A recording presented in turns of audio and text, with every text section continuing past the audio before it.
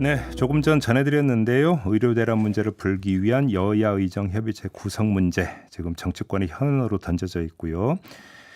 김건희 여사 명품백 수수 사건에 대해서 수사팀이 무혐의 결론 내렸고 수사심의위원회도 불기소 권고를 결정을 했는데요. 이 또한 정치권이 풀어야 될 숙제입니다. 이 두 사안에 대한 입장 들어보기 위해서 김종혁 국민의힘 최고위원을 스튜디오로 모셨습니다. 어서 오세요. 안녕하세요. 네. 일단 이전부터 여쭤보겠습니다. 아까도 잠깐 전해드렸는데 조선일보 보도에 따르면 어제 대통령이 일부 최고위원과 수도권 중진을 불러서 비공개 만찬을 가졌다. 네. 최고위원님은 초청 못 받으셨습니까? 저는 안 갔습니다. 네, 안 간 건 확실해요. 연락을 받으셨습니까? 아니요, 연락을 받지 않았고. 그런데 그거 비공개라는데 어떻게 이렇게 어저께 있었던 일이 바로 아침에 나오나. 그것도 참 특이하긴 하네요. 혹시 그러면 누가 참석했는지 혹시 좀 얘기 좀 들으셨어요? 잘 모르겠습니다. 제가 장동혁 최고위원한테 전화를 해봤더니 본인은 아니라고 그러고 그리고 나머지 최고위원 중에서 뭐 진종호 의원 이제는 못 해봤지만 김민전, 이뇨한, 김재원 이런 분들 전화했더니 전화를 안 받으세요 아침에 통화 중이거나. 예. 그래서 확인은 잘 못 해봤어요. 한동훈 대표도 참석 안 한 거죠? 네, 안 한 걸로 알고 있습니다. 한동훈 대표를 그러면 안 불렀다고 치면 이걸 어떻게 해석을 해야 되는 거예요? 아니 그러니까 이게 그 중에 이제 최고위원 중에 어떤 분이 들어가셨는지 모르겠는데 그러니까 무슨 뭐 최고위원들을 포함해 불러 이렇게 해서 무슨 지도부를 부른 것처럼 돼 있지만 사실은 제가 알기에는 용산에서 계속 저녁에 그 의원들을 만나서 식사를 하면서 얘기를 들어왔던 걸로 알고 있어요. 최근에. 예. 그래서 그 중에 그런 일환일 것이다라고 생각을 하고는 있는데. 아니 그럴 수 있는데 네. 이게 왜 뉴스가 되냐면 원래 그 한동훈 대표를 비롯한 당 지도부와 공식 만찬이 예정이 돼 있다가 추석 이후로 연기를 했잖아요. 맞아요. 그리고 나서 지금 이 비공개 만찬이 있었으니까 이게 뉴스가 되는 그러니까 거예요. 그게 이제 비공개 만찬이 그래서 지금 말씀드린 대로 최고위원들 중에서 몇 분이 갔는지 뭐 한 분이 갔는지 두 분이 갔는지 그걸 잘 몰라서 예를 들면 뭐 여러분 수도권 의원들 부르는데 그중에 한 분 정도 들어갔다면 그거를 가지고서 뭐 지도부하고 만찬은 연기를 한 다음에 따로 불렀다 이렇게 얘기하기는 곤란하잖아요. 그래서 그 명단이 다 확인이 된 다음에 그것도 그 사실 여부도 아직까지 확인이 안 됐잖아요. 근데 조금 전에 잠깐 이제 그 최고위원 잠깐 이제 그 말씀 중에 그 얘기가 묻어나왔는데 어젯밤이잖아요. 그러면 그러니까요. 어떻게 오늘 아침에 보도가 나올 수 있는지. 그 저도 너무 우리 다 기자 출신이니까 알잖아요. 굉장히 특이한 보도다. 그러면 이게 용산에서 흘러나왔으면 이게 뭔가 의도가 또 여기에 깔렸다고 봐야 되는 거 아닌가요? 그래서 용산에서 흘러나왔는지 아니면 그 중에서 어떤 한 분이 기자하고 우연히 통화를 하다가 그 얘기를 하셨는지는 잘 모르겠습니다만 네. 대통령과의 비공개 만찬 사실은 저도 뭐 다른 의원들이 뭐 갔다 왔다라고 얘기하는 얘기를 듣기는 했거든요. 근데 바로 그 다음날 아침에 신문에 나온다. 이게 좀 굉장히 특이하다라는 생각이 드네요. 만약에 여기에 용산의 메시지가 일정에 깔렸던 그 메시지를 어떻게 읽어야 되는 겁니까? 여야의정 협의체 얘기가 나오고 있는 판에 그러니까요. 이걸 어떻게 해석을 해야 되는 걸까요? 그러니까 뭐 좋게 해석을 한다면 그 대통령실에서 다양하게 의견 청취를 하려고 노력을 하고 있다라는 것으로 받아들일 수도 있겠고 그 아까 뭐그 김앵커 얘기하신 대로 조금 삐딱하게 본다면 야 이거 무슨 뭐 추석 이전에 하는 거를 추석 이후로 옮겨놓고서 추석 이전에 그럼 왜 하는 거야? 뭐 이런 식으로 비판적으로 바라볼 수도 있어서 뭐 네. 진실은 그 중간 어디쯤에 있지 않을까 싶긴 합니다. 알겠습니다. 자, 여야의정 협의체 얘기를 좀 넘어갔으면 좋겠는데 일단 지금 의료계가 당장 참여하는 건 좀 어려울 것 같은데요. 돌아가는 상황 보니까 어떻게 파악하고 계십니까? 저희는 글쎄요 이제 지금 국민의 생명보다 더 중요한 건 없잖아요. 그럼요. 그거는 그러니까 제가 지난주에 그 대통령을 보좌하는 참모진에 대해서 상당히 좀 최고위에서 심한 비판을 했는데요. 그것 역시도 어떠한 개혁이나 정책도 국민의 생명보다 우선할 수는 없다. 그런 것들 때문에 한 것이거든요. 근데 마찬가지로 의사분들에게도 저는 좀 호소하고 싶어요. 네. 이거 히포크라테스 선서를 하고 뭐 나는 국민의 생명과 재산을 가장 중요시 여기겠다는 그런 선서를 하시고 의사가 되신 분들이시잖아요. 그러니까 지금 이제 아마 의사분들의 마음은 그럴 거예요. 야, 도대체 우리하고 아무런 상의도 없이 그 과학적 근거도 없이 이렇게 엉터리 숫자를 내미는 게 말이 돼? 라는 것도 저도 이해가 돼요.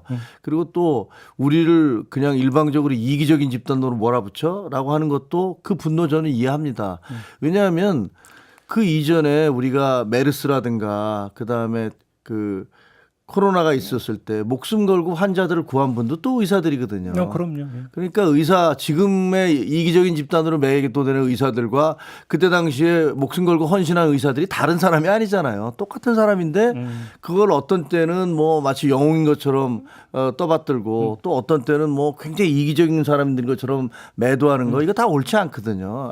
다 옳지 않은 거죠. 영웅이라고 세우는 거야 감사하니까 그렇다 치지만 똑같은 사람을 또 한순간에 이기적인 사람들이라고 뭐라고 세우는 것도 옳지 않다고 생각해서 그런 분노도 다 이해를 하지만 그러나 이제 응급실 대란이 지금 코앞에 두고 있고 추석을 앞두고 있고 결국은 국민들의 생명의 문제이기 때문에 정부에 대해서 비판하시고 분노하는 것들 이해를 하지만 일단 사람들의 생명을 살려야 된다는 부분들 이런 알겠습니다. 것들을 좀 고려해 주시길 바랍니다. 근데 여야 의정 협의체가 갑자기 탄력을 받았던 계기는 용산에서 내지 정부에서 2026학년도 그 증원 부분은 재검토할 수 있다. 맞아요. 라는 메시지가 나오면서 이제 탄력을 받은 거잖아요. 그렇죠. 근데 여기서 원래 이게 이제 한동훈 대표가 제안했다가 거절당한 거였잖아요. 맞습니다. 자, 그러면 여기 분기점이 뭐냐를 좀 짚어야 되는데 4일인가요, 5일인가요? 한동훈 대표가 장상윤 수석을 만났잖아요. 국회에서 비공개로. 네. 자, 일단 이 만남이 한동훈 대표의 요청으로 만난 겁니까? 장상윤 수석이 요청으로 만난 겁니까? 장상윤 수석 제가 알기에는 장상윤 수석이 설명을 하려고 왔던 것 같아요. 근데 이 경과가 어떻게 된 거냐면요. 그 한동훈 대표가 2026년 유예안을 냈는데 그 다음 날 바로 정부에서 그거 못 한다라고 이제 거절을 했잖아요. 그리고 이제 국회의원 연찬회가 있었어요. 맞아요. 예, 연찬회가 있었는데 그때 그 수석하고 그 장상윤 수석하고 복지부 장관 조경 복지부 장관과 이기호 교육부 장관을 보내서 이주호 교육부 장관을 보내서 쉽게 얘기해서 그 여당 의원들에게 설명을 해라라고 보낸 거예요. 근데 그 자리에서 거꾸로 비판이 그냥 그 친윤 비윤 뭐 따질 것 없이 쏟아졌거든요. 그러니까 거기서 약간 정부가 당황을 했던 것 같아요. 아 이거 혹 데려갔는데 혹 붙이고 온 셈이잖아요. 예. 그러니까 그 얘기가 나오고 그 다음에 얘기가 좀 달라졌어요. 아 우리가 2026년 그 절대로 바꿀 수 없다라는 게 아니다라는 식으로 얘기가 좀 바뀌었어요. 예. 바뀌고 그다음에 이제 대통령 담화가 있었잖아요. 예. 그래서 뭐 응급실만 문제가 없다 뭐 이런 얘기들을 했는데 거기에 대해서 비난이 엄청나게 쏟아졌지 않습니까? 그리고 대통령이 현실을 잘 모르고 계신다 이런 얘기가 나오니까 용산에서 이것저것을 또 점검을 했던 모양이에요. 그래서 아 이건 우리 여당 의원들 내에서조차 그렇고 당 대표는 말할 것도 없고 가깝다고 생각하는 분들도 비판을 하고 있고 그리고 현실도 아닌 것 같고 그러니까 이제 바뀌기 시작한 거예요.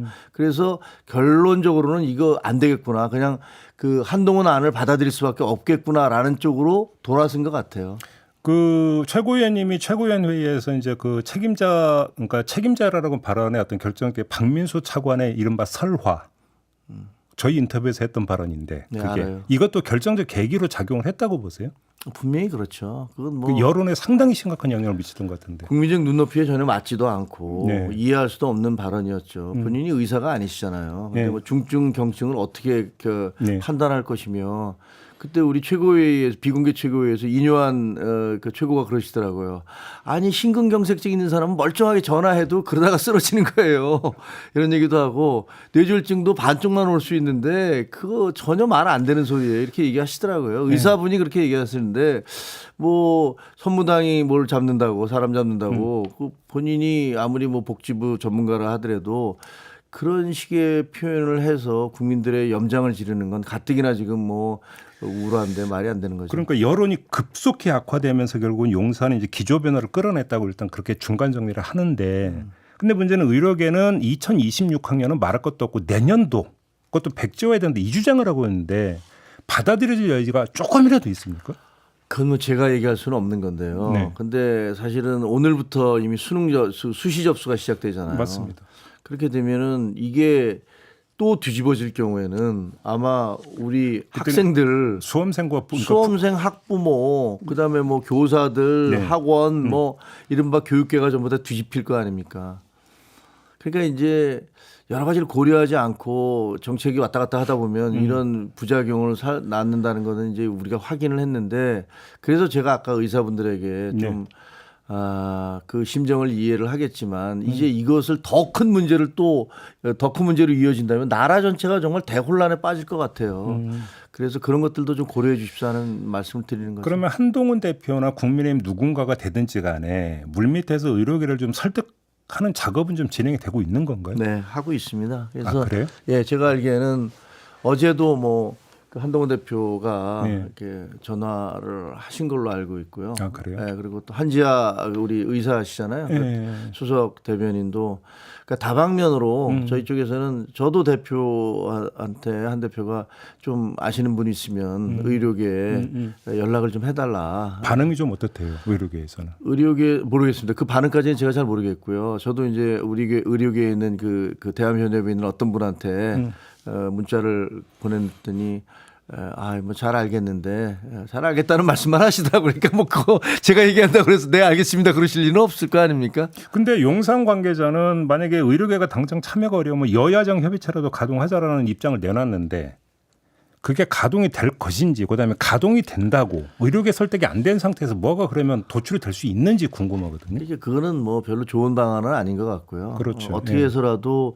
의사분들을 참여하게 해서 그렇죠. 당사자들이잖아요. 그렇죠. 근데 만약에 그분들 빼놓고 또 여야 정으로 가면 야 뭐 우리가 결정을 한 거니까 니들 따라와라는 식이 될 거여서 오히려 더 상처난데 소금 뿌리는 격이 될 수도 있어서 네. 그렇게 하지 않았으면 좋겠습니다. 그렇죠. 예. 예.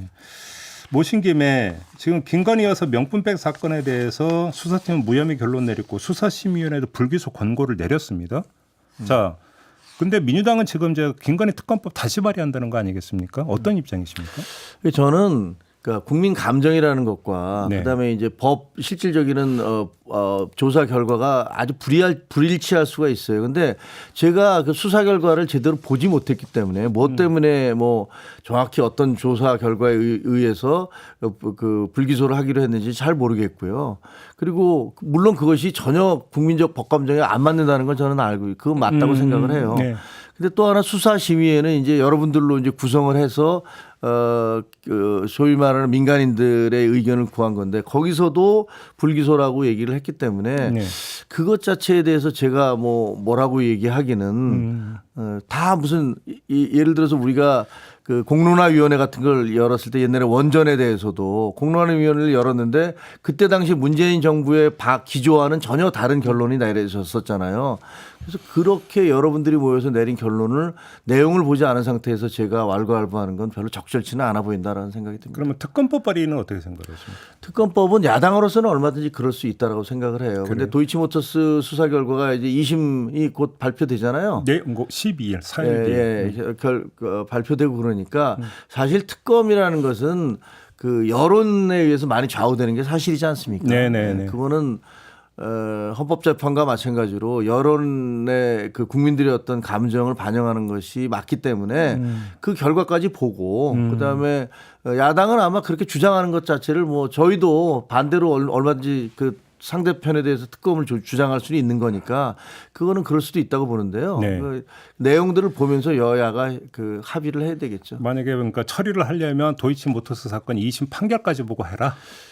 그런 것도 영향을 미칠 것 같아요. 그래요? 예. 근데 만약에 도이치모터스 2심에서 그러니까 지금 핵심은 전주 손모시라는 사람에 대한 법원 판단 이게 가장 핵심적 관건이다라고 다들 입을 모아서 진단을 1심에서 하는데 무혐의가 나왔죠. 그렇죠. 근데 어차피 공소장 변경이 됐으니까.